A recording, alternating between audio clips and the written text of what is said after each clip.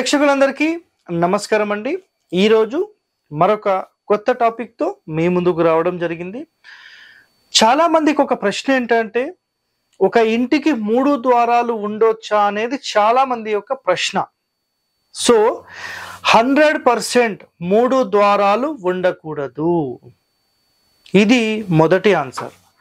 ఇప్పుడు రెండో ఆన్సర్ మాట్లాడదాం. 100% 3 ద్వారాలు ఉండొచ్చు. ఏంటండి, ఉండొచ్చు అని చెప్తున్నారు, ఉండొద్దు అని చెప్తున్నారు. రెండు మాటలు మీరు ఎలా మాట్లాడుతున్నారు? కండిషన్స్ని బట్టి మాట్లాడతారండి. మీరు ఉదయం టిఫిన్ చేసి వచ్చారు, టిఫిన్ చేస్తారా అని అడిగాను, నేను చేయను అంటారు.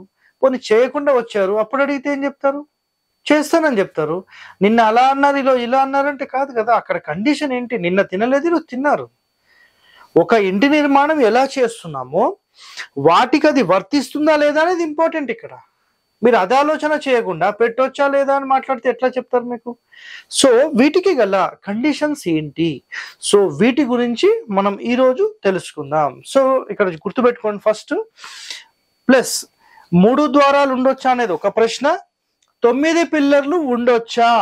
చాలా మందికి డౌట్స్ వస్తాయి కదా. 9 పిల్లర్లు ఉండొచ్చా, 3 పిల్లర్లు ఉండొచ్చా, 5 పిల్లర్లు ఉండొచ్చా? ఎన్నైనా 100% ఉండొచ్చు. బట్ ఒక సిస్టమాటిక్ కండిషన్ ఏం చెప్పారో నేను ఇక్కడ మీకు అది చూపిస్తాను, చూడండి. సో మనకు ఒక ఇంటి నిర్మాణం ఇలా చేస్తున్నాం. ఒక ఎగ్జాంపుల్ చెప్తున్నాను, ఓకేనా? ఇక్కడ ఒక ఇంటి నిర్మాణం చేస్తున్నాం.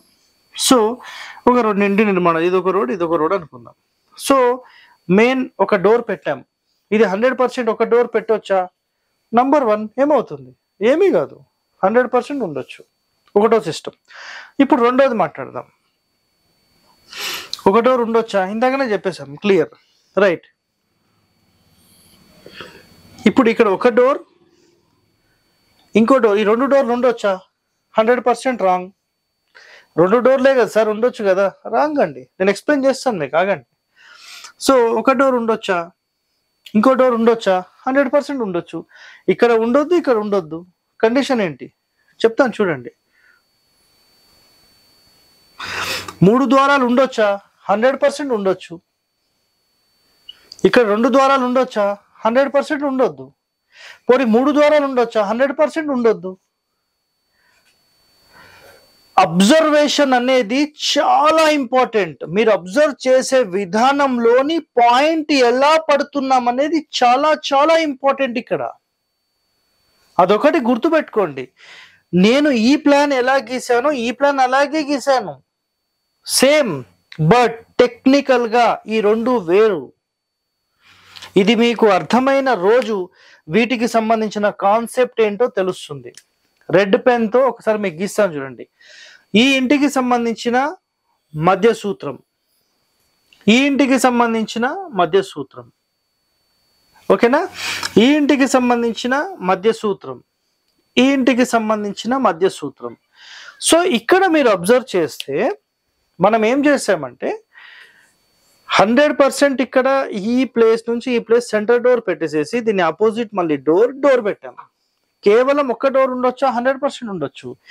2 భాగాలు చేయొచ్చా? 100% మేజర్ మిస్టేక్. వేరే క్వశ్చన్సే లేవు, 100% మేజర్ మిస్టేక్, రైట్. ఒక డోర్ ఉండొచ్చా? ఒక డోర్ ఉండొచ్చు. ఈ గోడ లేకపోతే ఉండొచ్చు. ఈ గోడ పెట్టాం, 100% రాంగ్. సార్ ఈ వెనకాల డోర్ తీసేసి మేము కేవలము ఈ 2 డోర్లు పెట్టొచ్చా? 100% రాంగ్. వేరే క్వశ్చన్సే లేవు. అదే విధంగా ఇక్కడ ఒక ద్వారమా 2 ద్వారాలు అనేది కాదండి. గుర్తుపెట్టుకోండి, ఒక ఇంటికి సంబంధించిన మధ్య సూత్రాల మీద ఎట్టి పరిస్థితుల్లో గోడలు కట్టొద్దు. ఇప్పుడు ఈ ప్లాన్ అబ్జర్వ్ చేయండి మీరు. డోర్ మధ్య సూత్రం డ్యామేజ్ అయిందా? కాలేదు. సో చాలా క్లియర్గా ఓపెన్ అయింది. సో ఈ ప్లేస్ అనేది కంప్లీట్గా మీరు డిస్టర్బ్ చేయకుండా 100% పెట్టగలిగితే 100% ఇది ఒక నంబర్ 1 ఇల్లు అవుతుంది. అదొకటి గుర్తుపెట్టుకోండి మీరు. అదేవిధంగా ఏ క్షణమైతే మనం ఈ ప్లేస్ ఒక 2 విండోస్ పెట్టి ఈ 2 డోర్స్ పెట్టాము, ఇది సూపర్. సార్ ఇది ఏ ఫేసింగ్ గురించి చెప్తున్నారు? ఏ ఫేస్ అయినా ఒకటేనండి. ఇక్కడ ఫేసింగ్ అది ఇంపార్టెంట్. ఇక్కడ 3 ద్వారాల గురించి మాట్లాడుతున్నాం. ఈ కండిషన్లో 3 ద్వారాలు ఉండొద్దు. శాస్త్రంలో చెప్పిన కండిషన్ ఏంటంటే ఇంటి యొక్క మధ్యస్థానంలో ద్వారం పెట్టడం నిషేధం అని చెప్పారు.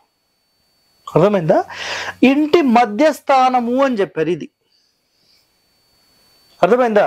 ఫ్రంట్ ఫేసింగ్ యొక్క సెంటర్ అని చెప్పలేదు. చాలా మంది అది కన్ఫ్యూజ్ అవుతారు. ఇంటి మొత్తానికి మధ్యస్థానంలో ద్వారం పెట్టొద్దు. ద్వారం పెట్టడము అంటే దాని అంతరార్థం ఏంటి? గోడ కూడా కడతారు అని. కాబట్టి ఎట్టి పరిస్థితుల్లో కట్టొద్దు. ఈ మధ్య సూత్రాన్ని తప్పించి అట్లీస్ట్ ఒక 2-3 ఫీట్ వెనకకు కట్టడం లేదా ముందు కట్టడం చేస్తే 100% ఇది నంబర్ 1. ఇప్పుడు చూడండి, 1, 2, 3, 4 ద్వారాలు ఉండొచ్చా? ఉండొచ్చు. ఇప్పుడు ఇదే కండిషన్లో చెప్తాను చూడండి, 4 ద్వారాలు ఉండొచ్చా? ఉండొద్దు. క్లియర్, 100% ఉండొద్దు. సో కండిషన్ ఇక్కడ చూడండి, మధ్య సూత్రాలను డ్యామేజ్ చేయకుండా మీరు ఖచ్చితంగా మెయింటైన్ చేయగలిగితే ఇది 100% ఇది నంబర్ 1. ఇందులో మీకు ఎలాంటి ప్రశ్న అనేది లేదు. సో ఇప్పుడు చాలా మందికి ఒక క్వశ్చన్ ఏంటంటే, సార్ 3 పిల్లర్లు ఉండొచ్చా, 6 పిల్లర్లు ఉండొచ్చా, 9 పిల్లర్లు ఉండొచ్చా? 100% ఉండొచ్చు. ఇక చూడండి, ఒక సింపుల్ ప్లాన్ గీస్తాను నేను. సో ఇప్పుడు రెడ్ పెన్తో మీకు ఫస్ట్ మధ్య సూత్రాలు గీసి చూపిస్తాను నేను. సో 2 మధ్య సూత్రాలు ఇక్కడ గీసాను కదా. సో ఇప్పుడు చూడండి, నేను ఫస్ట్ పిల్లర్ ఇక్కడ వేస్తాను, రైట్ ఓకే, ఇక్కడ వేస్తాను, రైట్ ఓకే, ఇక్కడ వేస్తాను, రైట్ ఓకే, ఇక్కడ వేస్తాను, రైట్ ఓకే. ఇప్పుడు ఇందులో సెంటర్ లైన్స్ ని డిస్టర్బ్ చేయొద్దంటే పిల్లర్ ఇక్కడ కానీ ఇక్కడ కానీ వేయాలి, ఇక్కడ కానీ ఇక్కడ కానీ. ఇప్పటికి ఎన్ని అయినాయి? 1, 2, 3. అంటే ఇటు కానీ కాబట్టి ఇది ఒకటే కౌంట్. సో 1, 2, 3, 4, 5, 6. ఓకే, ఇప్పుడు 7, 8 తీసుకుందాం. సో ఈ మధ్య సూత్రంలో ఇక్కడ కానీ ఇక్కడ కానీ, సో అట్లనే ఇక్కడ కానీ. అదేవిధంగా ఇప్పుడు ఈ క్రమ వరుసలో తీసుకుంటే రూమ్ ఇట్లా తీసుకుంటాం, లేదా ఇక్కడ వరకు రూమ్ తీసుకొని ఇక్కడ డోర్ పెట్టేస్తాం, ఈ బెడ్రూమ్ డోర్, ఈ గోడ తీసేస్తాం. సో లేదా ఇక్కడ వరకు తీసుకుంటాం, లేదా ఇక్కడ వరకే తీసుకుంటాం. అప్పుడు రూమ్ ఇలా డివైడ్ చేసి ఈ సెంటర్ డోర్ ఆపోజిట్ ఇక్కడ డోర్ పెడతాం. సో ఎక్కడ పోయి ఈ సెంటర్ లైన్ అలైన్మెంట్ ని డిస్టర్బ్ చేయకుండా ఒక ప్రాపర్ వేలో కట్టడమే చాలా ఇంపార్టెంట్. ఇప్పుడు చూడండి, పిల్లర్స్ ఎన్ని వచ్చాయి? 1, 2, 3, 4, 5, 6. ఇది కాకపోతే 4, 5, 6, 7, 8, 9 అయిపోయింది. మధ్య సూత్రాలను డ్యామేజ్ చేయొద్దనే కండిషన్ మీద 9 పెట్టొద్దు. సాధ్యమైనంత వరకు ఏపీ తెలంగాణలో చేసే ప్రాసెస్ ఒకటే. సరిగ్గా ఈ విధంగా తీసేసుకొని సరిగ్గా ఇట్లా ఇల్లు పెట్టేసేసి 1, 2, 3, 4, 5, 6, 7, 8, 9. ఈ సెంట్రల్ లైన్ డ్యామేజ్, ఈ సెంట్రల్ లైన్ డ్యామేజ్, ఇల్లు మొత్తం ఫెయిల్, పనికిరాని ఇల్లు అది. ఒకవేళ ఎవరన్నా విజిట్ తీసుకున్నా ఏం చెప్పలేమంటాడు. జస్ట్ మాకు కుదిరితే ఏమన్నా ఎక్స్టెన్షన్స్, ఏమన్నా వర్ధమాన వాస్తు అంటాము. సో వర్ధమాన వాస్తు ఏమన్నా కుదిరితే దాన్ని బట్టి సెట్ చేయడానికి ప్రయత్నం చేస్తాం. ఇంకా అది కూడా కుదరకపోతే ఏమీ చేయలేమండి. సో 9 పిల్లర్ల, 3 పిల్లర్ల, 4 పిల్లర్ల, 5 పిల్లర్ల ఎన్నైనా ఉండొచ్చు. మధ్య సూత్రాలను డ్యామేజ్ చేయకుండా మీరు ఎంతవరకు ఏం చేయగలుగుతారో దాని ప్రకారం చేసుకోండి. ఇప్పుడు ఇక్కడ సిస్టమాటిక్ వే ఆఫ్ బిల్డింగ్ ఏంటంటే, ఇక్కడ చూడండి, ఒక ఇంటిని 9 భాగాలుగా ఇలా డివైడ్ చేసినప్పుడు ఇప్పుడు పిల్లర్లు ఎక్కడెక్కడ వేయచ్చు? 1, 2, 3, 4, 5, 6, 7, 8, 9, 10, 11, 12, 13, 14, 15, 16. ఇది సరైన ఒక క్రమ పద్ధతి. ఇంటిని 9 ముక్కలుగా ఎప్పుడైతే డివైడ్ చేశారో 100% this is the top most house అవుతుంది. సో గుర్తుపెట్టుకోండి, ఒక క్రమ పద్ధతి ప్రకారం, ఒరిజినల్ శాస్త్రం ప్రకారం 100% మీకు ఒక మంచి బ్యూటిఫుల్ ప్లాన్ డిజైనింగ్ కావాలంటే మీరు ఒక ప్రొఫెషనల్ని మాత్రమే సంప్రదించండి. ఇలాంటి ఎన్నో వాస్తు రహస్యాలు మీరు తెలుసుకోవాలంటే మన ఛానల్ని వెంటనే సబ్స్క్రైబ్ చేసుకోండి, లైక్ చేయండి, గంట బొమ్మను యాక్టివేట్ చేయండి, 10 మందితో షేర్ చేయండి. ధన్యవాదాలండి. Thank you.